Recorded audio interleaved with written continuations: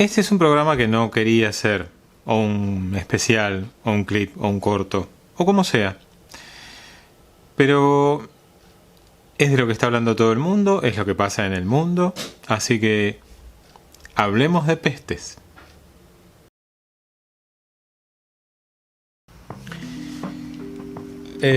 Haciendo un apretado resumen, muy apretado, el coronavirus existe desde el 3300 a.C. y a lo largo del tiempo fue cambiando y transformándose. Básicamente fueron 4 cambios, hasta afectar a animales de sangre caliente. Una mutación de 1890 y otra de 1951 lo transformaron en las primeras versiones que afectaban a humanos. Y en 1986 llegó la mutación que más o menos todos tenemos conocida o nos suena, que es el SARS. Fue en 1964 que la viróloga escocesa June Almeida consiguió identificar con precisión el virus a través de un microscopio electrónico. Y junto con David Tyrrell decidieron bautizarlo como coronavirus por su aspecto similar al de la corona solar. Que en inglés no se dice crown, sino que se dice corona. La corona solar en inglés es corona. Después vino lo que les comenté en el video anterior, hasta llegar a nuestros días, en el que alrededor de 120 instituciones y laboratorios de todo el mundo están tratando desesperadamente de encontrar la vacuna en una de las carreras más locas de toda la historia. Y es algo triste, aunque obviamente la vacuna no es lo que me entristece, porque estaría buenísimo que aparezca la vacuna lo antes posible. Lo triste es cómo es que ya han empezado a especular con el tema de a ver quién tiene la vacuna y cuánto va a salir cada vacuna para cada persona. Es un delirio.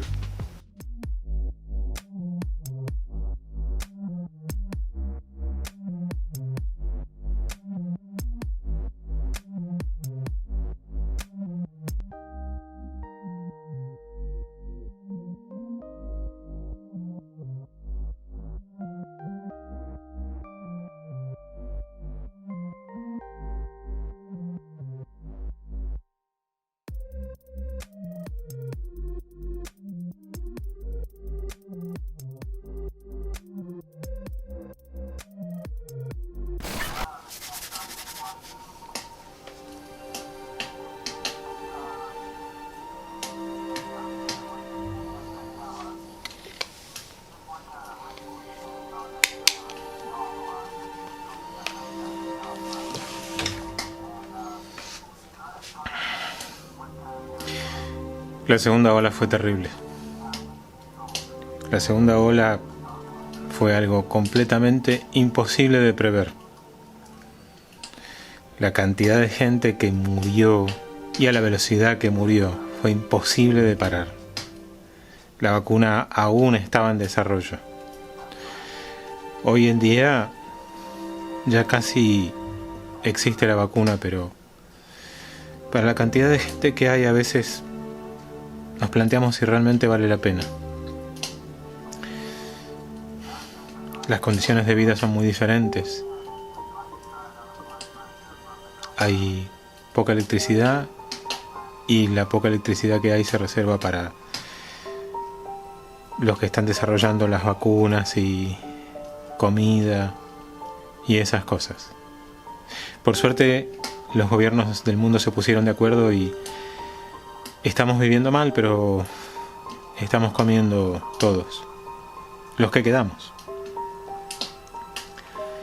No hay luz, no hay gas, no hay nada. Usamos leña. Los estados proveen de unas barras alimenticias, unas galletas alimenticias a todo el mundo. Y las mejores de todas son las que distribuyen una vez por mes.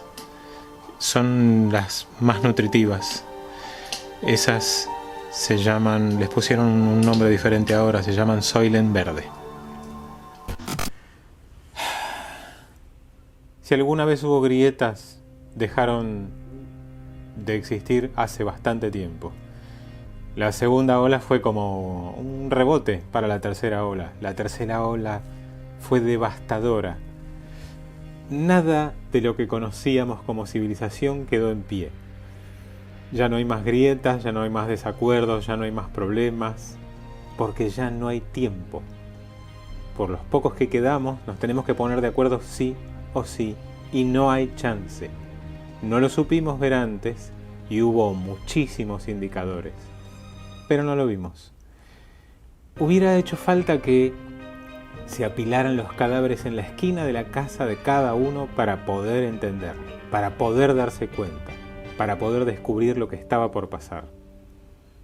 Ahora tenemos que estar monitoreándonos permanentemente, todos los días, para que no haya ningún peligro. Todo el tiempo están vigilándonos, mirándonos, espiándonos, y no hay otra opción. Es lo único que queda. Si queremos sobrevivir, los pocos que quedamos, tenemos que aprender de lo que acaba de pasar. Y lo que acaba de pasar fue terrible.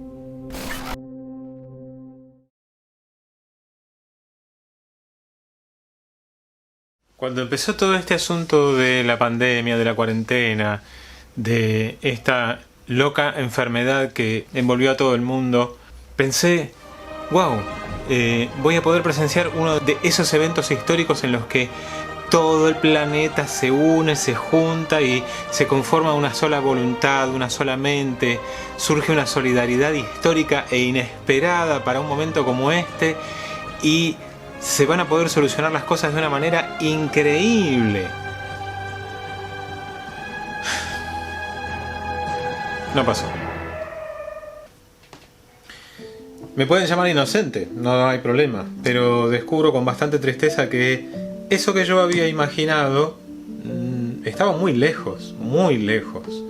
De hecho pasaron cosas que a mí me parecen inexplicables. Un porcentaje muy alto del planeta tuvo que cerrar su puerta y quedarse encerrado, adquirir alimentos y conseguir formas de subsistir de maneras muy precarias. Se recurrió a la solución más antigua conocida por el hombre, la cuarentena, y por ende muchos comercios tuvieron que cerrar y muchos lugares que dependían de la circulación de gente para poder comerciar y adquirir bienes de cambio, bienes de uso y dinero, en definitiva. Y después hubo un montón de gente muy amable, de organizaciones gubernamentales, gobiernos, bancos incluso, que muy amablemente dijeron que les iban a prestar plata a todas estas personas que estaban sin un peso. ¿Qué pasó?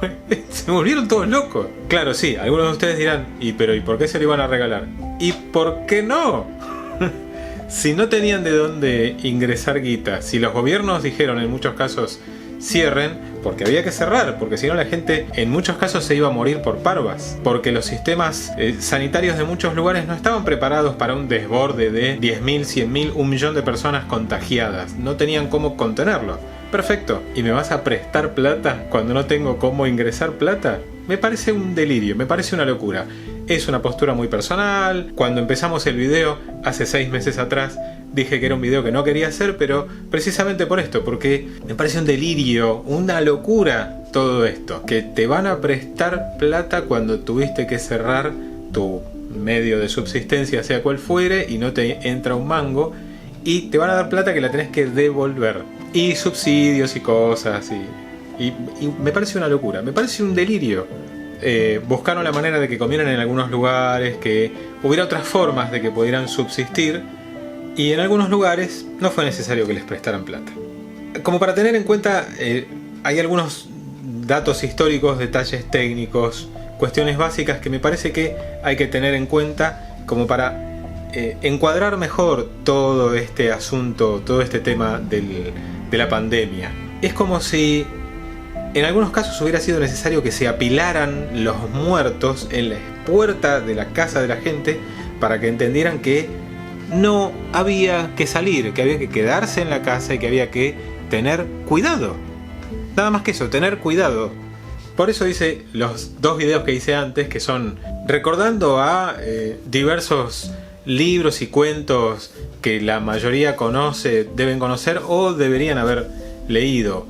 películas como Cuando el destino nos alcance, que acá llegó con ese título pero se llamaba Soylent Verde, o Un mundo feliz, todas esas historias que ya conocen.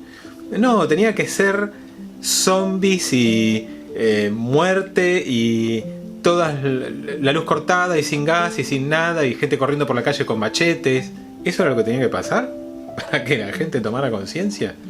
Porque hubo, y lo hemos visto todos, muchísima negligencia por parte de un montón de gente, y gente diciendo que todo era mentira y los cadáveres apilándose por todas partes, pero no en la puerta de su casa. Se tenían que apilar los cadáveres en la puerta de la casa de la gente como para decir, ¿esto va en serio?